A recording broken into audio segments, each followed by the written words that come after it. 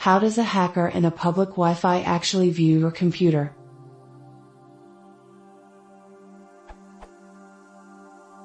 I've read that they can see what sites you're viewing or even access your computer if you're connected on the same Wi-Fi connection, but how exactly?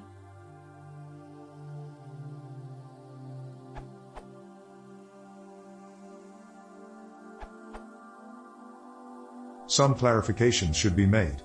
Firstly, an attacker can only trivially perform the following techniques if the public Wi-Fi is totally unencrypted, which is to say, does not require a password, or is implementing the weak Web Privacy Protocol. To ensure greater security, wireless networks can use the WPA or WPA2 certifications. As pointed out by Blue Raja in the comments on this post, WPA and WPA2 use tougher security protocols, called KIP and CCMP. Both WPA and WPA2 support KIP, but only WPA2 supports CCMP, which is much more secure. In an ideal world, WPA2 using CCMP would be in use in all places. There is also a whole world of room to talk about WPA2 personal versus WPA2 enterprise, but that is another question. For the purposes of this answer, we'll assume that no password is present, and so the network is entirely unencrypted.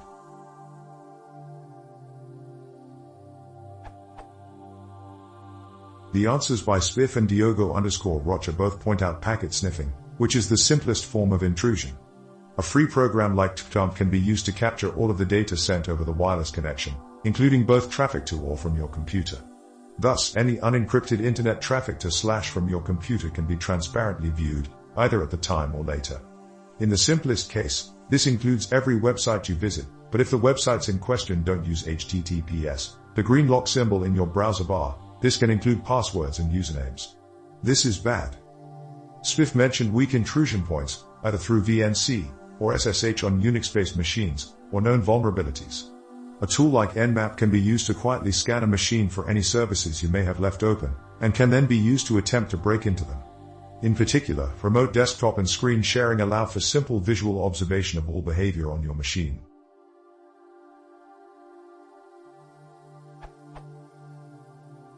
Unpatched exploits are worse. Using these, an attacker can run arbitrary code on your machine. Most commonly, this will involve installing some piece of spyware, such as a keylogger. Again, on an open wireless network, if you have such a vulnerability, it can be quite simple to locate using Nmap, and the Metasploit framework provides free access to a huge number of known vulnerabilities. This is why security professionals and savvy computer users insist that you should always apply patches and updates ASAP, unless you have a very good reason not to. On a Windows machine, turn automatic updates on.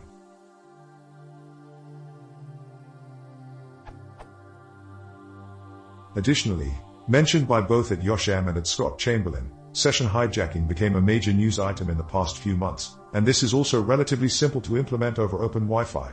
For me to explain what this is, you need to understand that when you log into a site, your login is stored in a browser cookie, so that the website knows that each new connection is still you. This is an enormous oversimplification, but for space considerations I won't elaborate. See the Firesheet link in this paragraph for more info.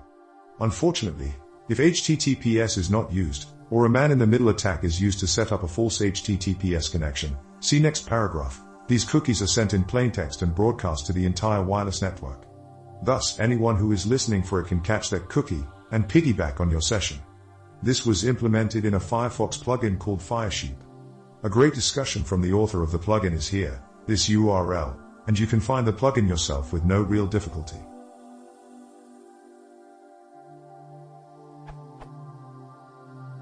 The simplest way to protect yourself from this is to ensure that you are always using HTTPS to send your credentials and establish connections with authenticated services.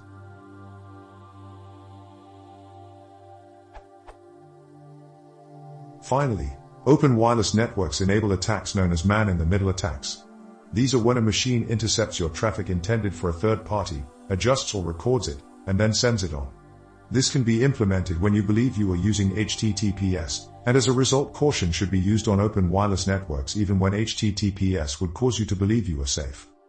Although you didn't directly ask it, I'll quickly suggest the easiest way to avoid these problems. Set up and use a VPN whenever you use an unsecured wireless network, and make sure you know how your firewall works. Both of these things can be investigated with a quick Google search, and should mitigate all of the problems I mentioned.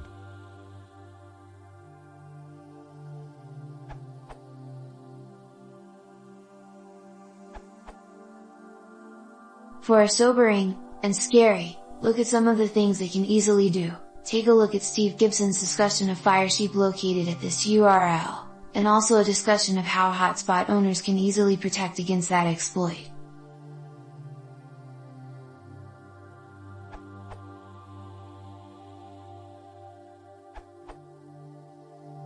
For seeing the sites you're viewing, they just have to run a packet sniffer tool that captures all the network traffic being transmitted over the air. Unencrypted HTTP traffic is simple to reconstruct. As to viewing your computer, some people leave file sharing and or remote desktop/VNC/screen sharing enabled with exceedingly weak passwords. It's also possible they could use known unpatched security exploits in your machine to gain access.